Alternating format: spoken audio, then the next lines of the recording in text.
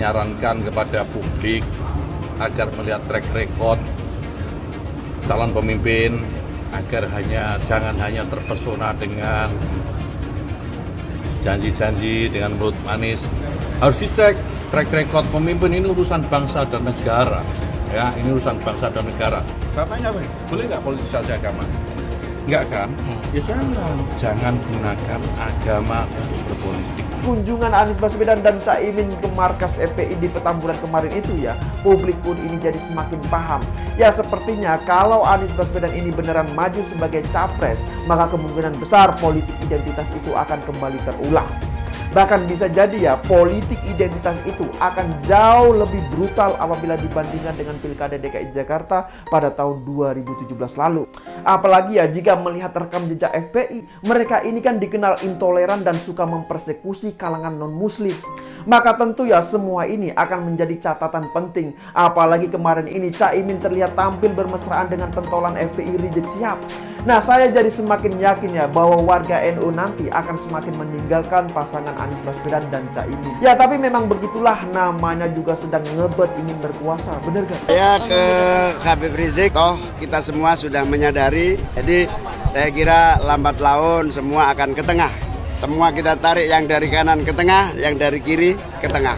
Dalam pemilu tahun 2024 yang tinggal beberapa bulan lagi, PDI Perjuangan tidak akan pernah menyerah, dan Bapak Ganjar Pranowo sebagai Presiden Republik Indonesia ke-8 sanggup, sanggup, sanggup,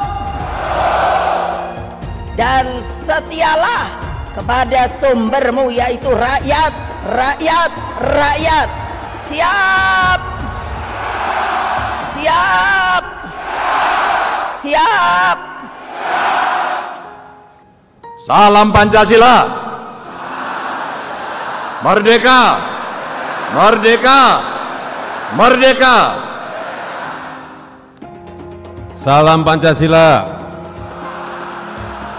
Merdeka, merdeka, merdeka. Kita tidak akan pernah berdamai dengan siapapun yang tidak mau mengikuti Negara Kesatuan Republik Indonesia, Pancasila, UUD 45, dan Bhinneka Tunggal Ika. Tidak demi apapun, tidak demi upah, tidak demi pembelian apapun, tidak demi jabatan, tidak demi kekuasaan, tidak demi kepingin jadi presiden atau wakil presiden.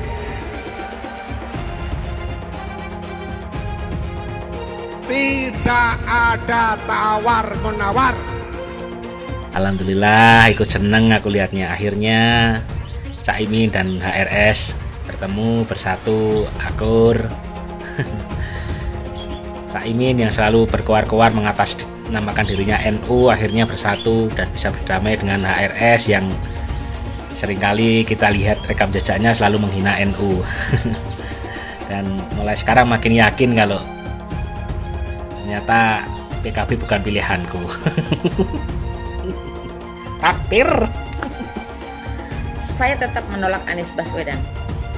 Anies Baswedan telah menunjukkan siapa dirinya. Itulah pendukung Anies Baswedan waktu pilkada di DKI. Saya tetap akan memilih Ganjar Pranowo. Ganjar Pranowo menolak dengan tegas bekerja sama dengan orang-orang seperti ormas-ormas seperti mereka, HTI, EPI, PA 212 dan lain-lain. Ayolah, pilih calon pemimpin yang mencintai Pancasila dan Bhinneka Tunggal Ika. 5 tahun itu tidak sebentar. 5 tahun itu menentukan masa depan anak bangsa kita. Ayolah, kita harus memajukan Indonesia, jangan ingin menghancurkan Indonesia. Negaranya yang berpegang kepada khilafah, saya belum pernah mendengar kalau masyarakatnya hidup aman, damai, makmur. Belum pernah. Dituduh PKI, anti Cina, anti Islam, plonga-plongo, ijazah palsu. Bangunan 5 tahun terakhir harus dilanjutkan. Bahkan harus ditingkatkan. Prabowo atau Ganjar. Gitu, cukup. Terima kasih. Sebentar, kok Pak Anies nggak disebut? Mas Kaisang ini kan PSI kan selalu mengulangi visinya itu keberlanjutan. Kalau konsep Mas Anies itu kan perubahan. Jadi saya langsung to the point, Mas Ganjar atau Pak Prabowo. Balik lagi, yang penting siapa yang kita dukung itu visi dan misinya sama dengan PSI. Apa yang ditawarkan Anies soal keadilan itu cuma halunya dia aja. Toh Pak Jokowi udah menerapkan prinsip keadilan di tiap program pembangunannya. Kita lihatlah gimana pembangunannya di Indonesia Timur zaman Pak Jokowi. Gue rasa lu bisa cek sendiri yang udah dibangun Pak Jokowi tiap pelosok Indonesia. Setiap statementnya Anies lu harus cross check. Karena dari yang gue saksiin, statement Anies itu banyak banget gombalnya. Jadi kitanya juga harus pinter bos. Udah Caiminnya halu, Aniesnya juga gombal lagi. Dimana-mana selalu ngomong keadilan. Seolah-olah dia adalah pahlawan keadilan. Buat gua sih dia pahlawan kesiangan. Sorry to say nih, buat pendukung Anies, gue cuma mau bilang, selama menjabat di Jakarta, Anies sudah gagal memberikan value keadilan itu. Bahkan menurut gue, Anies itu juga nggak amanah. Umat Kristen di Indonesia memang minoritas, tapi jangan salah. Umat Kristen akan memegang peran menentukan apakah Anies akan menang dalam Pilpres 2024. Kalau secara perlahan semakin banyak orang Kristen yang berpaling ke Anies, yang akan menang nantinya sangat mungkin Anies. Suara pemilih Kristen di Indonesia adalah sekitar 10% lah. Kalau ekstrimnya semua warga Kristen memilih Ganjar, artinya Ganjar akan mendapat tambahan 10% suara dan Ganjar akan menang. Nah, itulah saya katakan kekompakan suara pemilih Kristen akan menentukan. Begitu suara pemilih Kristen terbelah secara timpang, Anies akan bisa mengalahkan Ganjar. Anies tahu jagoannya itu hanya akan menang kalau bisa memecah suara pemilih Kristen.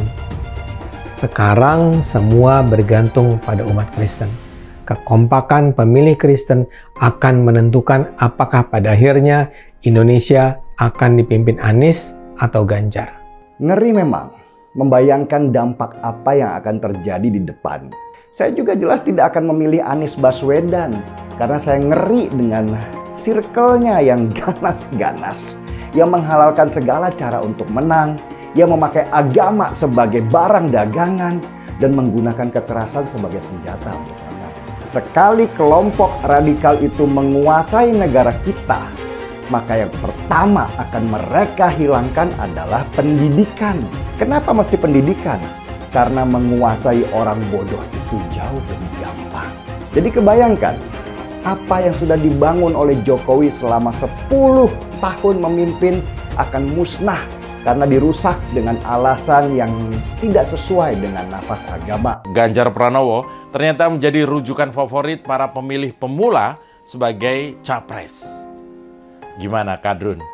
Puyeng nggak tuh? Masyarakat telah menilai bahwa Ganjar adalah sosok yang dianggap paling layak meneruskan kepemimpinan Presiden Jokowi. Elektabilitasnya Anies merosot ya seiring mulai terkuaknya kontroversi dari kepemimpinan Anies di Jakarta. Gen Z juga tahu kalau Anies adalah sosok yang didukung kelompok intoleran yang membuat Pilgub DKI 2017 menjadi sangat kotor.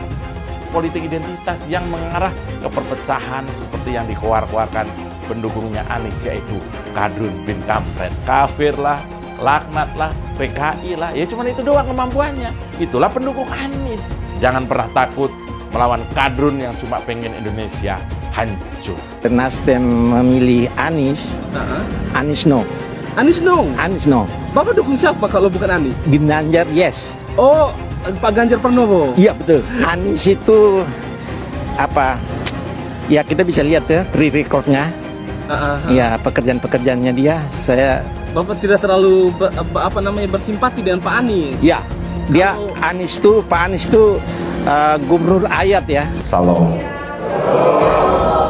Izinkan saya menyampaikan rasa syukur bahwa berkat atas izin Tuhan Yang Maha Kuasa dan semoga hari ini menjadi hari bersejarah yang kita akan ingat dalam perjalanan hidup kita. Anies Baswedan mengunjungi gereja. Yang membuat saya aneh itu justru pernyataan dari pendeta dari gereja yang bersangkutan, malah menobatkan Anies Baswedan sebagai bapak kesetaraan. Tidak layak seorang Anies menyandang gelar bapak kesetaraan. Jangan Pak Pendeta ini mencoba menyesatkan masyarakat, mencoba memanipulasi sejarah. Jangan yang hitam dikatakan putih, Pak Pendeta. Allah berikan kepada kita satu hadiah, dimunculkannya pemimpin muslim di Jakarta dan dilonsorkannya pemimpin kafir. Amin. Masih ingat itu? Kita bela habis-habisan, kepala jadi kaki, kaki jadi kepala, untuk melongsorkan pemimpin kafir dan memenangkan pemimpin muslim. Hampir 2 tahun perjuangan kita untuk melongsorkan Ahok ketika itu. Takbir! Siap kawal kasus Ahok, siap penjarakan Ahok. Takbir! Takbir! Takbir! Siap kawal kasus Ahok. Siap. Siap kawal kasus Ahok. Siap. Betul. Betul. Tangkap, tangkap, tangkap si Ahok. Tangkap si Ahok sekarang juga. Tangkap, tangkap, tangkap si Ahok. Tangkap si Ahok sekarang juga. Takbir. Allahu Akbar. Takbir. Allahu Akbar. Tangkap, tangkap, tangkap si Ahok. Tangkap si Ahok sekarang juga. Tangkap, tangkap. Tangkap si Ahok sekarang juga. Lagi. Penjajahan di depan mata itu di Jakarta. Kita semua pribumi ditindas dan dikalahkan. Kini telah merdeka. Kini saatnya kita menjadi tuan rumah di negeri sendiri. Saya bilang, Miss, ente nggak bisa jadi presiden. Kenapa? Karena presiden adalah orang Indonesia asli, saya bilang. DKI yang kita harapkan, Anies Baswedan yang begitu jelas Islamnya. 4 tahun 8 bulan jadi gubernur. Mana peraturan pergub saja yang melarang migrasi? Mana perda Islam apalagi?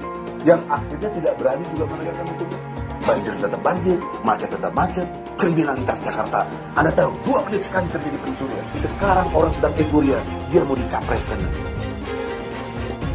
Bagaimana umat terjebak lagi, bodoh lagi, masuk lagi. Kalau misalnya memang Anies itu mau maju dan dia tekad mau menegakkan hukum Islam dan menyatakan perlawanan, saya peduli.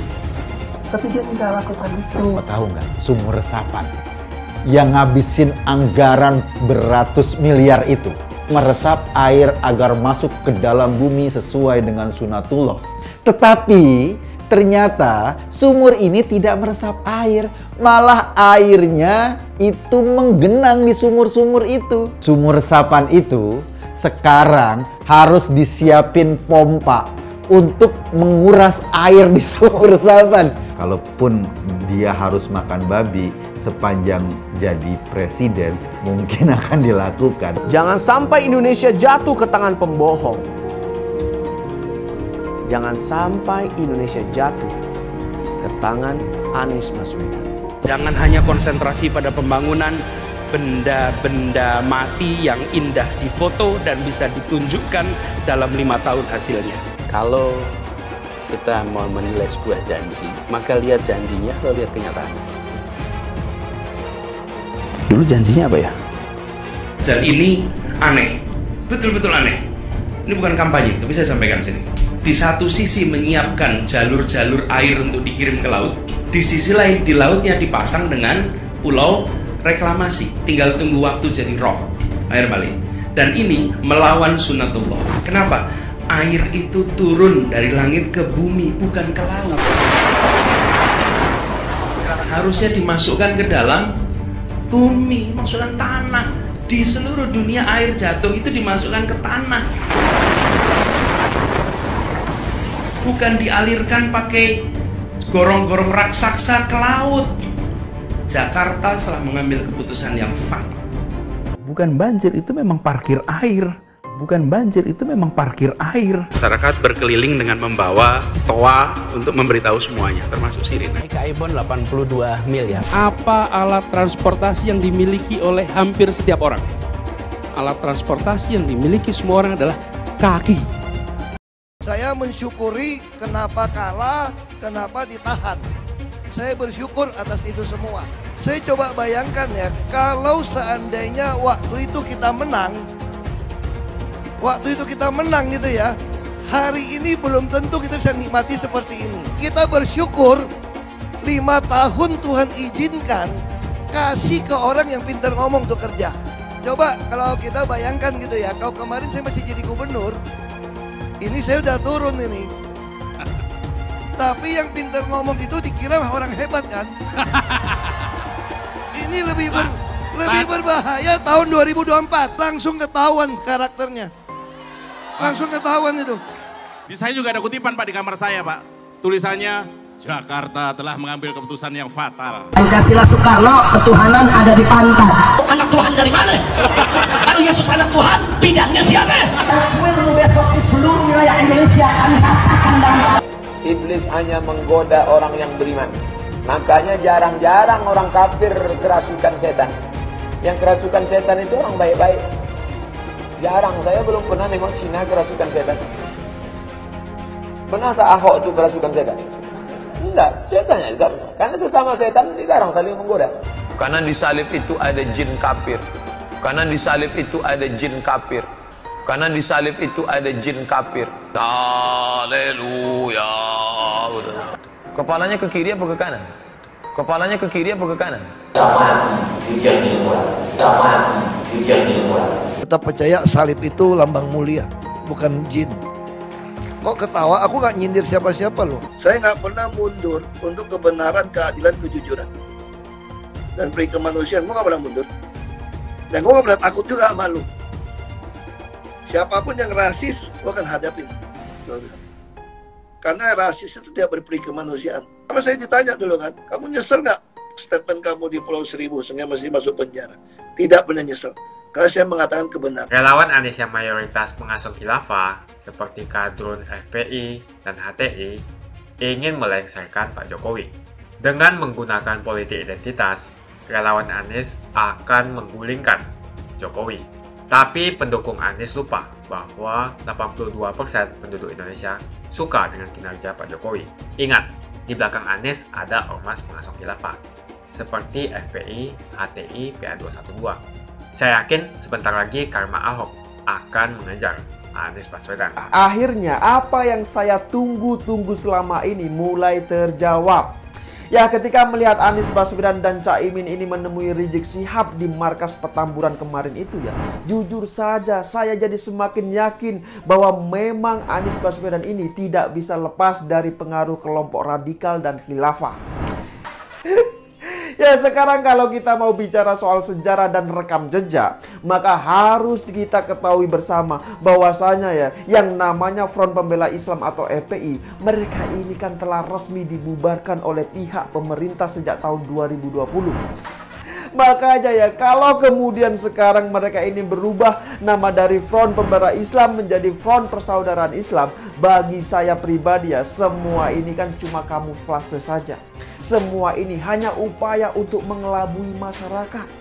Tapi masalahnya adalah masyarakat saat ini kan sudah pada cerdas semua, kecuali hanya para kadrun yang masih belum hijrah dari kedunguannya. Ya, sekarang publik semua juga sudah pada tahu lah bahwa Front Pembela Islam yang kemudian berubah nama menjadi Front Persaudaraan Islam, ini kan bisa dibilang cuma ganti casingnya saja, cuma ganti kulitnya saja. Padahal apa? Padahal isinya atau dalamannya kan sama saja. Orang-orangnya ya sama, cuma itu-itu saja. Paling ya Novel Bamukmin sama Yusuf Marta, bener gak? Nah, mengapa mereka ini kemudian dibubarkan oleh pihak pemerintah? Ya, jadi setidaknya ada 6 alasan mengapa pemerintah Presiden Jokowi membubarkan FPI di bawah komando Rizik Syihab. Nah, beberapa alasan tersebut yaitu mengenai isi dari anggaran dasar FPI yang dinyatakan bertentangan dengan pasal 2 Undang-Undang Ormas. Nah, selain itu ada banyak sekali pengurus atau anggota ataupun ya yang pernah bergabung dengan FPI. Ternyata apa? Ternyata mereka ini pernah terlibat dengan tindak pidana. Dan ini belum lagi bicara soal ADART FPI yang di dalamnya itu terdapat visi misi untuk menegakkan negara khilafah. Coba bayangkan saja, lah ini kan parah sekali. Jadi ya, kalau saya melihat semua ini, wajar apabila publik banyak yang berpendapat bahwa memang sepertinya FPI ini gak jauh beda dengan HTI. Ya, kalau boleh saya ibaratkan, mereka ini sepertinya memiliki hubungan saudara lah. Nah, jadi dalam ADART FPI ini menyatakan bahwa mereka akan menerapkan syariat Islam secara kafah di bawah naungan Khilafah Islamiyah menurut manhaj nubuwah melalui pelaksanaan dakwah, penegakan hizbah, dan pengalaman jihad. Nah, begitulah kurang lebih isi dari ADART FPI. Ya, sekarang publik juga sudah pada tahu lah bahwa pemerintah juga sebelumnya ini telah membubarkan HTI lantaran tidak sesuai dengan Pancasila dan dianggap membahayakan NKRI. Nah, anehnya tiba-tiba Anies Baswedan dan Caimin sekarang ini malah tampil secara vulgar bermesraan dengan pentolan FPI coba. Lagian ya, kalau dilihat secara DNA, FPI dan PKB ini kan sebenarnya bukan dari satu DNA yang sama. Ya, bisa dibilang FPI dan HTI ini kan identik dengan PKS. Nah, sedangkan PKB ini kan identik dengan NU. Ya, identik yang saya maksud ini adalah kultur dan afiliasi politiknya. Jadi rata-rata ya memang seperti itu. Lah, ini gimana ceritanya coba? Padahal PKB ini kan sekarang satu koalisi sama pihak pemerintah. Dan selama ini FPI ini selalu berseberangan dengan pihak pemerintah.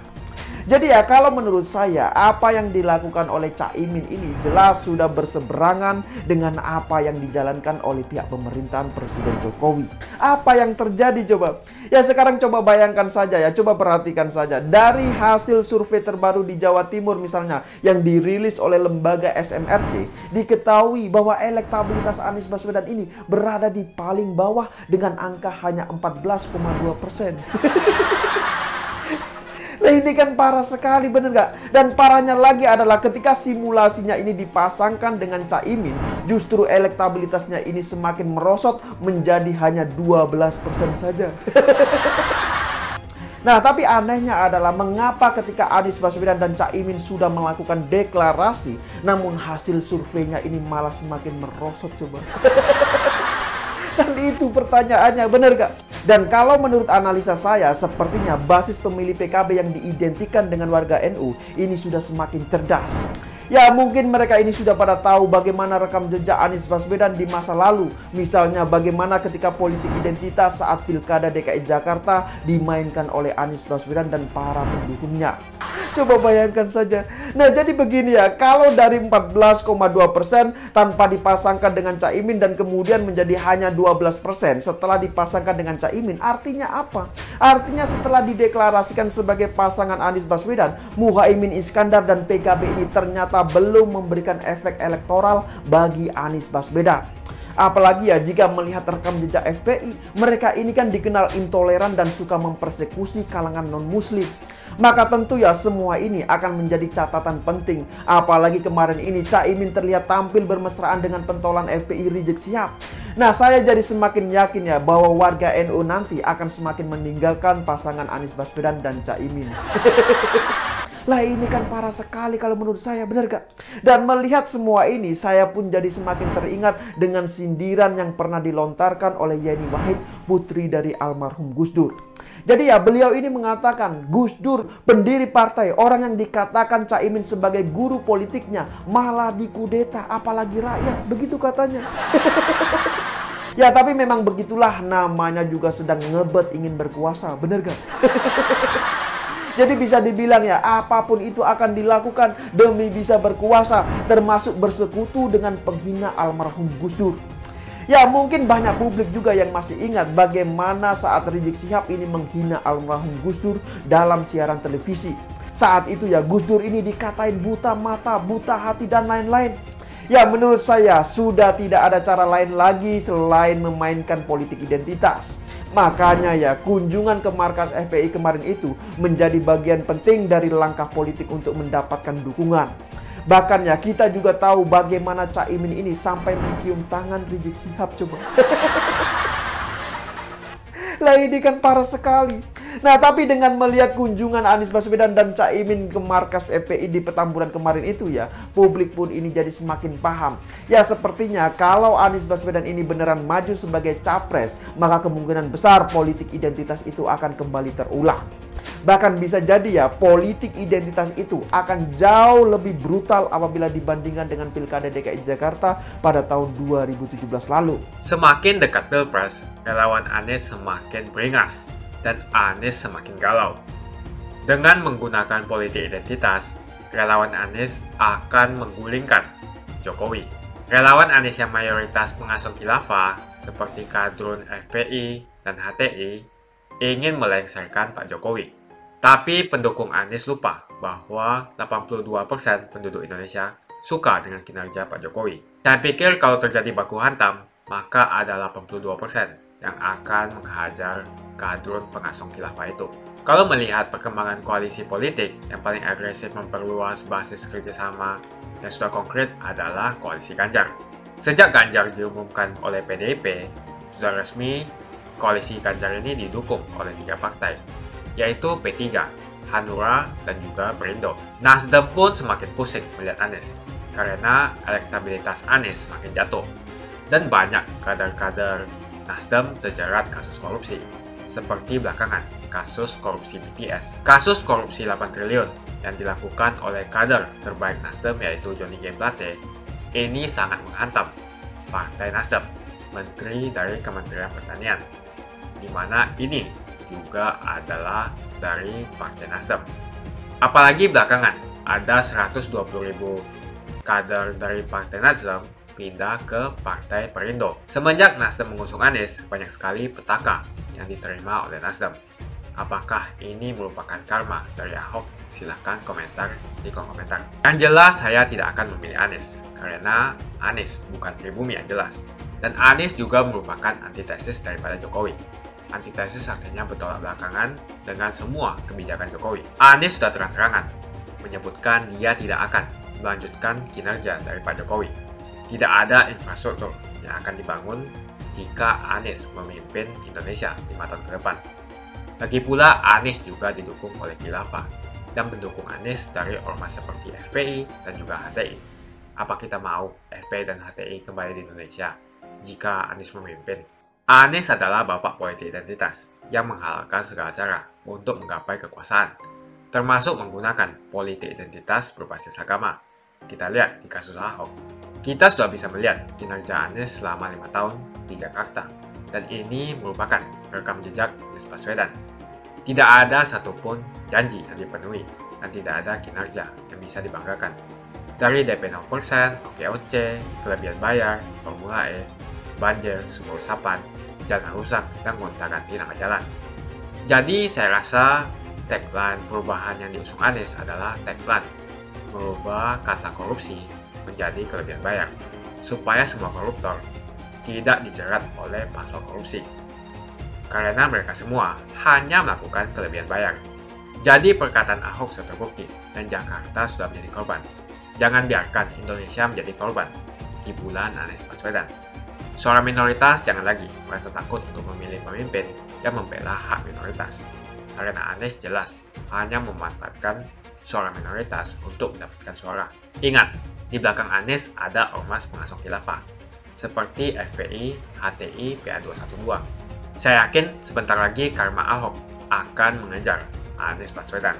Begitu saja opini saya hari ini. Tuliskan opini kalian tentang Anies Baswedan di kolom komentar. Dan juga tuliskan pendapat kalian tentang people power oleh relawan Anies untuk melengsarkan Pak Jokowi. Tuliskan pendapat kalian. Jika kalian siap untuk melawan people power yang digaungkan oleh relawan Anies, ayo tuliskan lawan people power di kolom komentar.